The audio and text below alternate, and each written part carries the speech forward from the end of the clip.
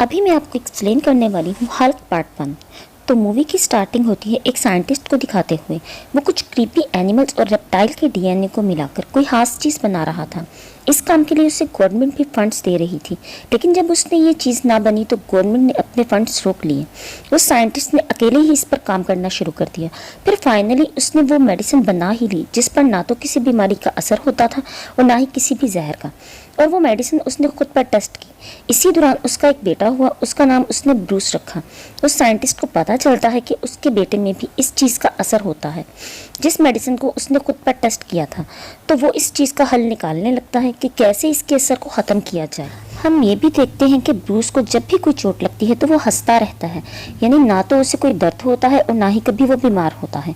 Bruce के father को government की बात ना मानने पर जॉब से भी निकाल दिया जाता है। फिर हम देखते हैं कई साल गुजर चुके होते हैं। अब ब्रूस किसी और फैमिली के साथ रहता है। उसे बताया जाता है कि उसके पेरेंट्स मर चुके हैं। अब ब्रूस भी साइंटिस्ट बन चुका है और उसके पास एक कुलीग होती है जिसका नाम रोस होता है। वो दोनों एक दूसरे को काफ़ी पसंद करते थे। ये दोनों इस बात पर रिसर्च कर रहे होते हैं कि किसी भी जख्म को कैसे ठीक किया जा सकता है। तभी इनके पास एक सोल्जर आता है और कहता है कि तुम आर्मी के लिए काम करो, लेकिन ये लोग उसे मना कर देते हैं और कहते हैं कि इसका फायदा सारी दुनिया को पहुंचे। वो आर्मी ऑफिसर इनको वार्न करके वहां से चला जाता है। तभी ऑफिस में रोज को एक अजीब सा आदमी नजर आता है जो ब्रूस के ऑफिस में जाकर उसका एक बाल अपने साथ ले जाता है। ये दरअसल ब्रूस के फादर थे जो कि अभी भी जिंदा थे और उन्होंने ब्रूस का बाल इसीलिए उठाया था ताकि वो उसका डीएनए देख सकें। ऑफिस में रोज ब्रूस से जब रेस पर काम कर रहे होते हैं, उन रेस की मशीनें खराब हो जाती हैं। ब्रूस उनको संभालने की कोशिश कर रहा होता है, लेकिन वो रेस उसी पर गिर जाती हैं। अगले सीन में दिखाते हैं कि अब ब्रूस को होश आ चुका है क्योंकि रेस पड़ते ही वो बेहोश हो गया था और उसे हॉस्पिटल में लाया गया था। वहाँ उसके पास रोज बैठी होती है। वो उससे कहती है कि ये रेस इतनी खतरनाक थी, तुम्हारी जान कैसे बच गई। वो काफ़ी हैरान होती है, लेकिन रोज से कहता है कि रोज छोड़ो इस बात को, मैं बहुत एनर्जेटिक फील कर रहा हूँ, मुझे कहीं भी दर्द नहीं हो रहा। वो दोनों ही इस बात से हैरान तो थे लेकिन साथ साथ खुश भी थे। रात को ब्रूस के पास उसके बूढ़े फादर आते हैं। वो ब्रूस को बताते हैं कि मैं तुम्हारा बाप हूँ। तो ब्रूस कहता है नहीं, वो तो मर चुके हैं। तो ब्रूस के फादर कहते हैं नहीं, आर्मी वालों ने तुम लोगों से झूठ बोला और तुम्हारी कोलीग रोज उसी आर्मी जर्नल की बेटी है जिसने मेरी रिसर्च को रुकवाया था और तुम जिस पर रिसर्च कर रहे हो वो चीज़ तुम्हारे अंदर है। तुम्हें और कहीं भी इसको ढूंढने की ज़रूरत नहीं है और ना ही तुम्हें किसी की मदद चाहिए। ब्रूस अपने फादर से कहता है कि मैं आपकी बातों पर यकीन कैसे करूं, आप इतने सालों बाद आते हैं जबकि मैं रोज से कई अरसे से प्यार करता हूँ। अब रात हो जाती है और ब्रूस अपनी लैब में आता है। उसे उस साइंटिस्ट यानी अपने फादर की सारी बातें याद आ रही होती हैं। उसे गुस्सा आने लगता है और उसकी बॉडी में कुछ चेंजेस होने लगते हैं। उसका जिस्म बड़ा और ग्रीन होने लगता है। देखते ही देखते वो बहुत बड़ा ग्रीन कलर का हल्क बन जाता है। ये सब कुछ उसके फादर भी छुप कर देख रहे होते हैं। वो उसके पास आते हैं तो ब्रूस को अपना बचपन याद आने लगता है, लेकिन ब्रूस यानी हल्क वहाँ की सारी चीज़ें तोड़कर वहाँ से चला जाता है। अगले दिन हल्क से रोज मिलने आती है और कहती है कि कल लैब में बहुत अजीब चीज़ें हुई, क्या तुम कल लैब में आए थे। लेकिन रोज को कुछ भी याद नहीं होता, वो अब हल्क भी नहीं था। तो वो कहता है नहीं, मैं तो कल लैब में नहीं आया था, लेकिन कल मुझे बहुत अजीब ख्वाब आया और एक आदमी भी आया था जो कि खुद को मेरा फादर कह रहा था। तभी वहाँ पर आर्मी जर्नल यानी रोज के फादर आते हैं और रोज को बाहर गाड़ी में बिठा देते हैं और कहते हैं कि तुम अभी बाहर ही रहो, मुझे ब्रूस से कुछ ज़रूरी बातें करनी है। इनफैक्ट ये आर्मी जर्नल ये भी जानता था कि ब्रूस उसी साइंटिस्ट का बेटा है और ये अपने बाप का छोड़ा हुआ काम भी पूरा कर रहा है। वो फिर अंदर आते हैं ब्रूस के पास और उससे कुछ बातें करने लगते हैं। उधर रोज ब्रूस के फादर के पास जाती है और उसे कहती है कि ब्रूस में ऐसा क्या है जो मेरे फादर उसके पीछे पड़े हुए हैं, उससे बातचीत करना चाहते हैं।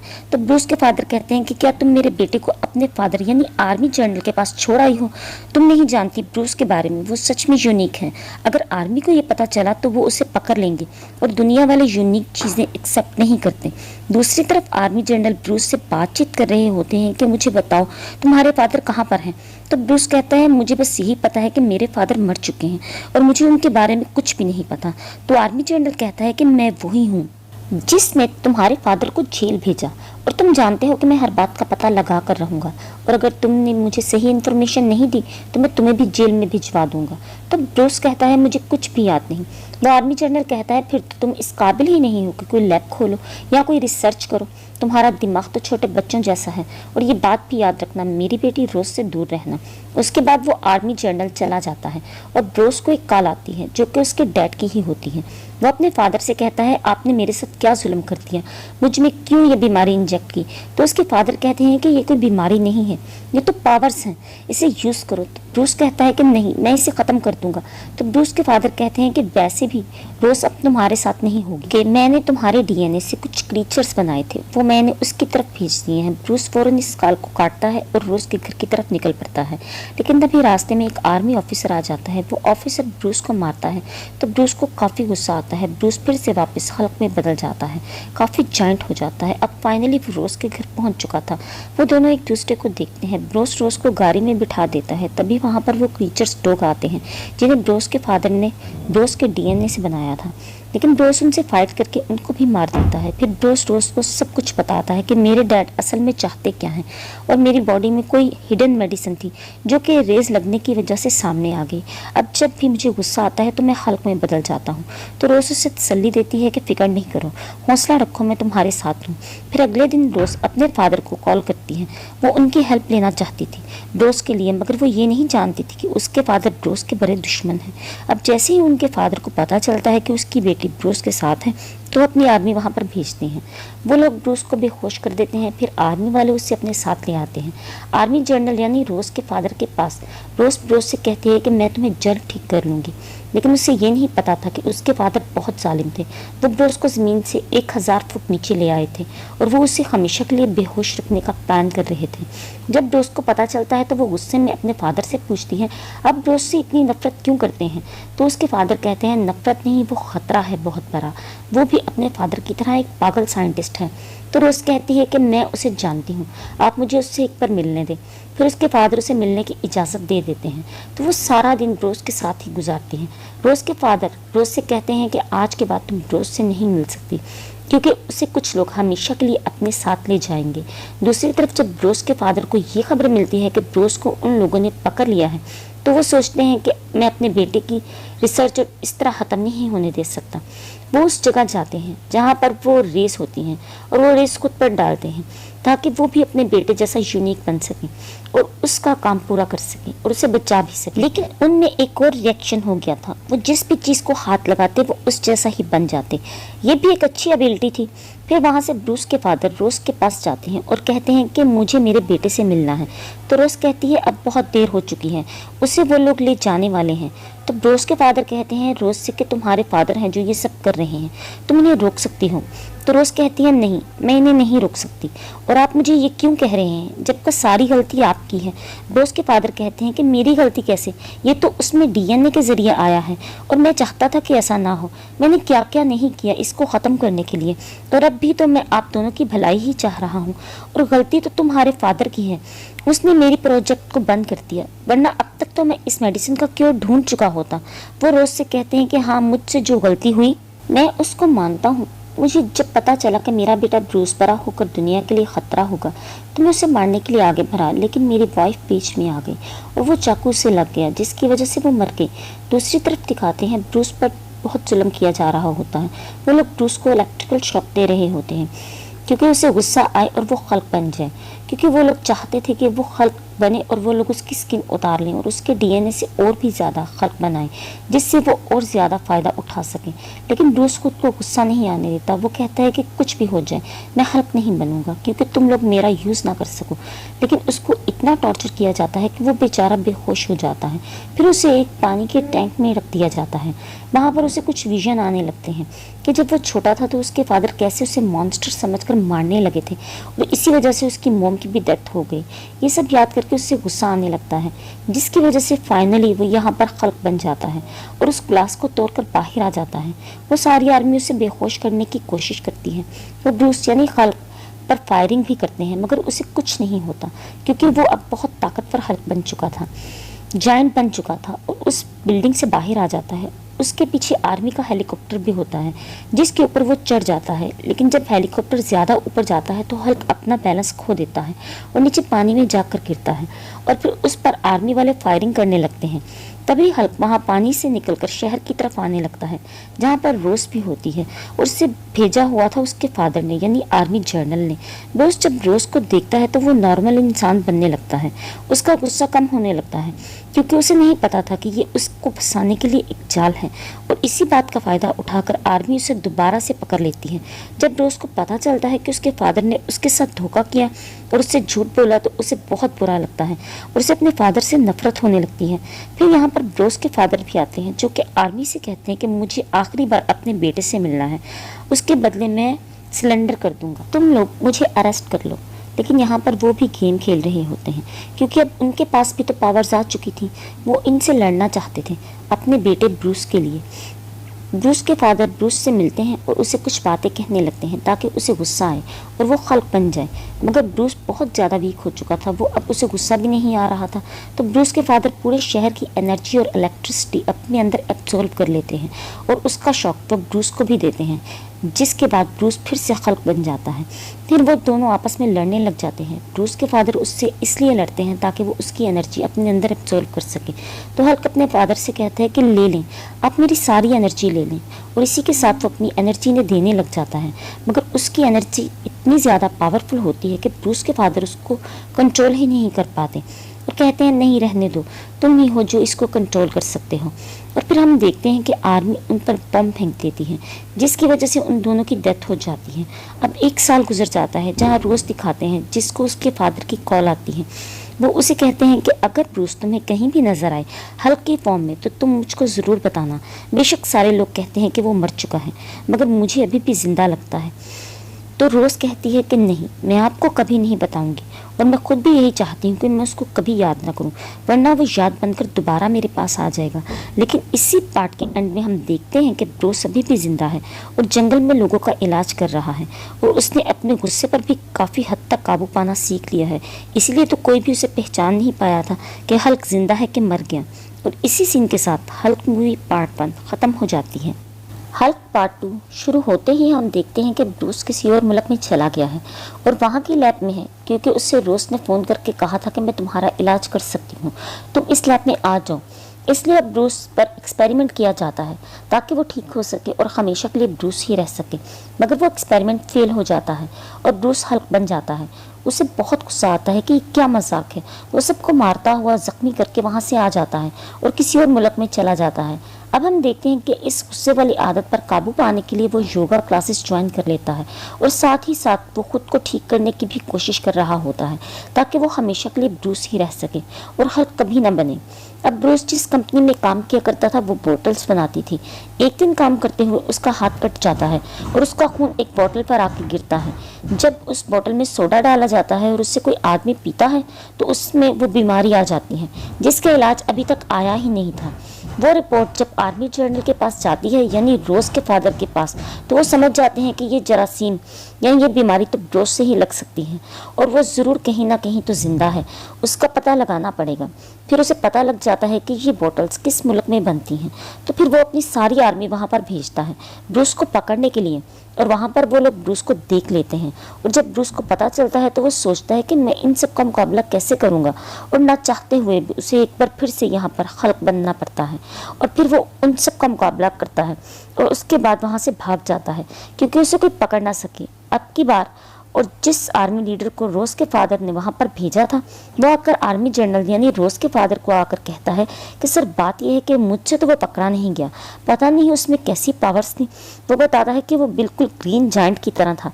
तो वो आर्मी जनरल कहता है कि बिल्कुल फिक्र मत करो, मैं तुम्हें उससे लड़ने के और काबू करने के तरीके ज़रूर बताऊंगा। और अब दूसरी तरफ हम देखते हैं कि ब्रूस उसी मुल्क वापस जा चुका है जहाँ पर लैब में उसे रोज ने बुलाया था। वो एक यूनिवर्सिटी में एडमिशन ले चुका था। वहाँ पर वो रोज को भी देखता है। वो उसको किसी और लड़के के साथ हंसते मुस्कुराते हुए देखता है तो उसे लगता है कि रोज उसे भूल चुकी है और अब उस लड़के के साथ है। रोज को काफी दुख होता है और वहाँ से चला जाता है। वहाँ से वो एक पिज्जा शॉप पर जाता है। वहाँ का ओनर उसे बताता है कि हाँ, वो रोज का दोस्त ही है, जो कि बहुत अच्छा है। छोड़ो उसको, तुम्हें मैं एक जॉब देता हूँ जो कि पिज़्ज़ा डिलीवर करने की है। इसके साथ तुम मेरी शॉप के ऊपर भी रह सकते हो। बॉस इंटरनेट पर किसी को भी अपनी आइडेंटिटी बताए बगैर बातें किया करता था, यानी कोई भी नहीं जानता था कि वो हल्क है या ब्रूस, बस रैंडम बातें। अब ब्रूस को उसी यूनिवर्सिटी से पिज़्ज़ा का ऑर्डर आता है जहाँ पर वो पहले पढ़ा करता था। वो देखता है कंप्यूटर लैब में कोई भी नहीं है तो वो कंप्यूटर पर अपना अकाउंट लॉगिन करने लगता है। फिर वो देखता है कि उसके नाम से रिलेटेड कोई भी इंफॉर्मेशन नहीं है यहाँ और ना ही रोज के नाम से रिलेटेड। तब वो उसी आदमी को मैसेज करता है जिससे वो इंटरनेट पर बातें किया करता था। वो उसे सब कुछ बताता है। रोज जब वहाँ से वापस आता है तो देखता है कि उसी पिज़्ज़ा शॉप में रोज बैठी हुई है अपने उसी दोस्त के साथ। रोज को देख लेती है मगर रोज वहाँ से भाग जाता है। रोज उसके पीछे पीछे जाती है मगर रोज उसे कहीं भी नजर नहीं आता। तो वो वापस आती है और पिज़्ज़ा शॉप के ओनर से पूछती है कि क्या वो यहीं पर रहता है, मुझसे झूठ मत बोलिएगा। तो वो पिज़्ज़ा ओनर कहता है हाँ, वो यहीं पर रहता है। इधर अब रोज शहर छोड़कर जा रहा होता है लेकिन रोज उसको ढूंढ लेती है और उसके पीछे जाती है और उसे कहती है कि रुक जाओ। फिर वो उसे अपने साथ अपने घर ले आती है और फिर वो दोनों बातें करते हैं। रोज उसे कहती है कि जो डेटा तुम चाहते हो वो मेरे पास है, तुम्हें मुझसे छुपने की कोई ज़रूरत नहीं। मैं तुम्हें कभी भी अरेस्ट नहीं करवाऊंगी। एक बार मेरी बात पर गौर जरूर करना। ये जो डेटा है मैं अपने फादर को दे दूं यानी आर्मी जनरल को तो वो हमारी मदद कर सकते हैं। तो ब्रोस कहता है नहीं नहीं, ये तुम्हारी गलत फहमी है क्योंकि ये तुम्हारी सोच है कि वो कभी भी मेरी मदद करेंगे। वो तो मुझे मारकर मेरी स्किन से और खल्क बनाना चाहते हैं। उसके बाद सीन बदलता है और हम ब्रोस के फादर यानी आर्मी जनरल को देखते हैं जो कि उस आर्मी लीडर से अपना वादा पूरा करने वाले थे जो खल्क को पकड़ने में नाकाम वापस आया था, जिससे उन्होंने वादा किया था कि मैं तुम्हें इतना पावरफुल कर दूंगा कि तुम हल्क का मुकाबला कर सकोगे। वो उसको कुछ इंजेक्शंस लगाते हैं उसके फेस पर, उसके नेक पर, उसके स्पिनल कॉर्ड में भी यानी उसकी बैकबोन में, जिससे वो बहुत ज़्यादा एक्टिव हो जाता है और काफ़ी पावरफुल हो जाता है। इधर ब्रोस रोज से कहता है कि मुझे ये डेटा चाहिए था, मैं यहाँ पर ज़्यादा नहीं रुक सकता, आर्मी मुझे पकड़ने आने वाली होगी। ब्रोस के कहने की देर होती है कि आर्मी वहाँ पर आ जाती है। पता नहीं उन्हें किसने खबर दी थी कि ब्रोस यहाँ पर है। ब्रोस वहाँ से भागने लगता है और आर्मी भी उसका पीछा कर रही होती है। तभी एक ब्रिज पर वो पकड़ा जाता है, उसको कैद करने वाले होते हैं। तभी वो ब्रिज तोड़कर बाहर निकलता है। अब वो दोबारा से हल्क बन चुका था और हल्क पर आर्मी की गोलियों का भी कोई असर नहीं हो रहा था, जिसे पहले भी नहीं हुआ था। तब आर्मी लीडर सबको कहता है कि इसको टैंक के आगे रखकर शूट करो। तब उसके साथ ऐसा ही किया जाता है मगर हल्क में बहुत ज़्यादा ताकत और हिम्मत होती है। वो ये सब कुछ भी बर्दाश्त कर लेता है और हिम्मत नहीं हारता और खुद को जख्मी भी नहीं होने देता। फिर अचानक से वो उठता है, उन दोनों टैंक्स को तबाह कर देता है। हल्क आर्मी का एक सोल्जर को भी मार देता है। फिर आर्मी जनरल कहता है कि इसके पास कोई भी न जाए, अभी वो गुस्से में है और किसी को भी मार सकता है। और फिर वो अपनी बेटी रोज को कहते हैं कि इसके पास जाओ और इसका गुस्सा ठंडा करो ताकि ये दोबारा से ब्रूस बन जाए। अभी ब्रूस के पास जाती ही है कि तभी आर्मी का एक और हेलीकॉप्टर आता है और हल्क पर फायरिंग करने लगता है। हल्क अपने हाथ रोज के गिर्द लपेटकर उसे प्रोटेक्ट करने लगता है ताकि कोई भी गोली उसको ना लगे और फिर उस हेलीकॉप्टर को डिस्ट्रॉय कर देता है। वहाँ पर उसने आर्मी के लीडर की भी हड्डियों का चूरा बना दिया था जिसने उस पर अटैक करने की कोशिश की थी। फिर वो वहाँ से रोज को भी अपने साथ लेकर पहाड़ों में आ जाता है जहाँ पर आर्मी उसको ढूंढ ही ना सके। अगले सीन में हम लोग देखते हैं कि वही आर्मी लीडर हॉस्पिटल में होता है और डॉक्टर्स कहते हैं कि इसकी हड्डियां तो इस काबिल भी नहीं है कि जुड़ सकें और अब ये हमेशा कोमा में ही रहेगा। लेकिन तभी सरप्राइजिंगली वो उठकर बैठ जाता है और उसकी हड्डियां भी जुड़ चुकी थी और वो बिल्कुल ठीक हो चुका था। और ये सब उसी इंजेक्शंस की वजह से ही मुमकिन हुआ था जो कि उस आर्मी जनरल ने उसे लगाए थे। ये देखकर आर्मी जनरल उसके अंदर और इंजेक्शन इंजेक्ट करता है। दूसरी तरफ ब्रोस रोज से कहता है कि मैं चाहता हूँ कि हल्क मेरे अंदर से हमेशा के लिए निकल जाए क्योंकि मैं भाग भाग कर थक चुका हूँ और जब हल्क ही नहीं रहेगा तो ये पकड़ेंगे किसको। ब्रूस रोज से कहता है कि मेरे पास एक आइडिया है, हम उस आदमी से मिलने जाते हैं जिससे मैं रैंडम बातें करता हूँ। उसकी भी एक लैब है, वो मुझे जानता तो नहीं मगर जब उसे पता चलेगा कि मैं कौन हूँ तो वो ज़रूर मेरी मदद करेगा। फिर वो दोनों उसकी लैब की तरफ चलते हैं और फाइनली वो उस आदमी से मिल लेते हैं। वो रैंडम आदमी ब्रूस से कहता है कि मुझे तो लगा था कि तुम कोई जायंट हो, जो बातें तुम मुझे अपने बारे में बताते थे मुझे तो तुम जायंट ही लगे थे। तो ब्रूस उससे कहता है कि हाँ मैं हूँ, ये मेरा नॉर्मल इंसानों वाला रूप है। फिर वो आदमी उसको कहता है कि देखो मेरे पास जो मेडिसिन है वो बहुत स्ट्रॉन्ग है, मैं नहीं जानता कि तुम उसे कंट्रोल कर पाओगे या नहीं, तुम बर्दाश्त कर सकोगे या नहीं, तुम उसमें मर भी सकते हो, तो क्या लगा दूं मैं तुम्हें। तो ब्रूस कहता है कि जान की परवाह है भी किसको, मैं तो बस हल्क को हमेशा के लिए मारना चाहता हूँ। तब ब्रूस को लैब में ले जाया जाता है। अब वो मेडिसिन लगाने से पहले ब्रूस का हल्क बनना ज़रूरी था, इसीलिए उसको इलेक्ट्रिकल शॉक लगाए जाते हैं ताकि वो गुस्से में आकर हल्क बन सके, और ऐसा होता भी है। रोज़ उससे बातें करने लगती है कि देखो किसी चीज़ को भी नुकसान नहीं पहुंचाना, हम यहाँ पर तुम्हारी भलाई के लिए ही तो आए हैं, याद रखना सब कुछ। और इसी के साथ ही रैंडम आदमी अपनी वो मेडिसिन हल्क में इंजेक्ट कर देता है, जिसके बाद वो हल्क ब्रूस में बनने लगता है, यानी कि अपने असली फॉर्म में वापस आने लगता है, यानी एक अच्छा इंसान। वो रैंडम आदमी काफ़ी खुश होता है कि उसकी एक्सपेरिमेंट कामयाब हो गया और उसने इस बीमारी का हल भी ढूंढ लिया।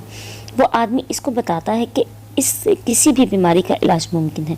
इन तक मुझे ब्रूस ने यानी हल्क ने अपना ब्लड भेजा था और उसी ड्रॉप से मैंने कई ज़्यादा ब्लड बना लिया। मैंने उसे कई जानवरों पर टेस्ट किया लेकिन इसके रिजल्ट सामने नहीं आए, मगर अब जबकि मैंने इसे हल्क पर टेस्ट किया तो वह वापस ब्रूस बन गया, इसकी बीमारी ठीक हो गई। यानी हम ब्रूस के ब्लड से बाकी लोगों की भी बीमारियां दूर कर सकते हैं। लेकिन रोज और ब्रूस कहते हैं कि ये खतरनाक है, आर्मी भी इसके पीछे है और अगर इन्हें पता चल गया कि ये तुम्हारे पास है तो वो तुम्हें भी ले जाएंगे यहाँ से, और साथ ही साथ इस ब्लड से कई ज़्यादा खल्क बनाएंगे जो कि पूरी दुनिया को तबाह कर देंगे। इतनी ही देर में वहाँ पर आर्मी भी आ जाती है और वो लोग ब्रूस को एक बार फिर से बेहोश कर देते हैं और आर्मी जनरल अब ब्रूस को पकड़कर अपने साथ ले जाते हैं। दूसरी तरफ उस रैंडम आदमी के पास वो आर्मी लीडर आता है और उसको गन पॉइंट पर करके कहता है कि मुझ में भी ब्रूस वाला ब्लड इंजेक्ट करो ताकि मैं भी हल्क बन सकूं। अब उस रैंडम आदमी को ना चाहते हुए भी ऐसा करना पड़ता है और जैसे ही वो उसके अंदर ब्रूस वाला ब्लड इंजेक्ट करता है तो बहुत ही ज़्यादा अजीबोगरीब क्रीचर में बदल जाता है, जिसकी बॉडी पर जगह जगह गंदे गंदे स्पिक्स थे, यानी उसकी स्किन काफ़ी खुरदरी थी और उससे रैंडम आदमी को काफ़ी मारता है और उसकी लैब से बाहर आ जाता है। दूसरी तरफ आर्मी जनरल को भी स्क्रीन पर एक अजीब सा क्रीचर दिखाई देता है जो कि ज़मीन पर फिर रहा था। वो सोचते हैं कि हल्क यानी ब्रूस तो मेरे साथ है यहाँ पर, तो ये कौन है। फिर उसे पता चलता है कि ये वही आर्मी लीडर है और इसने क्या कारनामा सरअंजाम दिया है। अब आर्मी जनरल को भी अपनी गलती का एहसास हो चुका था क्योंकि वो आर्मी लीडर जिस नए क्रीचर में बदला था उसे तो रोकना और भी मुश्किल था क्योंकि वो ख़तरनाक वाला क्रीचर जो था। तब ब्रूस कहता है कि देखा आपने मेरी बात नहीं मानी, आप कि मुझे पकड़ने के चक्कर में आपके अपने बंदों ने ही आपको धोखा दे दिया। अब आप मुझे जाने दें क्योंकि मेरे अलावा उसे कोई भी नहीं रोक सकता। आर्मी जनरल भी ये बात जानता था कि उसने अपनी कितनी ही आर्मी के सोल्जर्स को भेजा मगर कोई भी हल्क को नहीं पकड़ पाए, तो इस खतरनाक क्रीचर को कैसे पकड़ पाएंगे। मगर फिर भी आर्मी जनरल का प्लान चेंज हो जाता है और वो ब्रूस को नहीं जाने देता। तो ब्रूस ज़बरदस्ती हेलीकॉप्टर का दरवाज़ा खोलकर नीचे जंप लगा देता है और वो नीचे रोड पर जाकर लगता है जिससे रोड टूट जाती है और नीचे से फिर ज़मीन के ऊपर आता है हल्क, यानी कि ब्रूस अब फिर से हल्क बन चुका था और उसके सामने वही आर्मी लीडर ही क्रीचर था। आर्मी लीडर वाला क्रीचर उसे हेलीकॉप्टर पर अटैक कर देता है जिसमें रोस होती है, लेकिन हल्क उसे रोकने की कोशिश करता है। फिर उन दोनों की काफ़ी फाइट होती है। इतनी ही देर में हल्क देखता है कि रोस का हेलीकॉप्टर क्रैश होने वाला है और उसमें आग लग गई है, तो वो जाकर फौरन से वो आग बुझाता है। फिर हल्क दोबारा से उस आर्मी लीडर वाले क्रीचर के पास जाता है और काफ़ी बड़ी चेन से उसका गला दबाने लगता है और फिर उसकी चेस्ट पर अपना पाँव रख देता है और वो अजीब क्रीचर वहीं पर बेहोश हो जाता है। तभी वहाँ पर आर्मी भी आ जाती है जो कि हल्क पर फायरिंग करने लगती है, लेकिन रोज़ के फादर यानी आर्मी जनरल उनको रोक देते हैं। फिर रोज़ हल्क के पास आती है और कहती है कि मैं जानती थी कि तुम कभी भी किसी को नुकसान नहीं पहुंचाओगे और तुमने हमेशा से इस दुनिया को बचाना ही चाहा, मुझे मेरी गलतियों के लिए माफ़ कर दो। और साथ ही वो रोने लगती है। तब हल्क उसे चुप करवाता है, यानी कि अब उसको इतना कंट्रोल था खुद पर कि वो हल्क बनने के बाद भी खुद पर कंट्रोल रख सकता था और उससे गलत सही और अच्छे बुरे का पता था। और तब भी कुछ आर्मी के बड़े सोल्जर्स उसे पकड़ने के लिए वहाँ पर आते हैं, तो तब हल्क जंप करता हुआ वहाँ से भाग जाता है। अब इस वाक़ये को 1 महीना गुजर जाता है। अब ब्रूस जहाँ पर था वहाँ पर योगा और एक्सरसाइज कर रहा था ताकि वो कभी दोबारा हल्क ना बन सके। और फिर हम देखते हैं कि ब्रूस की आंखें बिल्कुल ग्रीन हो जाती हैं और उसके फेस पर एक स्माइल आती है, यानी कि उसने खुद पर कंट्रोल करना सीख लिया था। अब वो हल्क नहीं बन सकता था। अगर वो हल्क वाली पावर्स यूज़ करना भी चाहे तो उसकी आंखें ग्रीन होंगी सिर्फ, और साथ ही उसमें हल्क की पावर्स आ जाएंगी। यही था उसकी कामयाबी का राज। इसके साथ ही हल्क पार्ट 2 भी ख़त्म हो जाता है। अगर आपको मूवी अच्छी लगी हो तो प्लीज़ चैनल को सब्सक्राइब कर दें और बेल आइकन को भी प्रेस कर दें ताकि मेरी आने वाली हर न्यू मूवी की नोटिफिकेशन आप तक पहुंचती रहे। और हाँ, मूवी को भी लाइक कर दीजिएगा। Thanks for watching.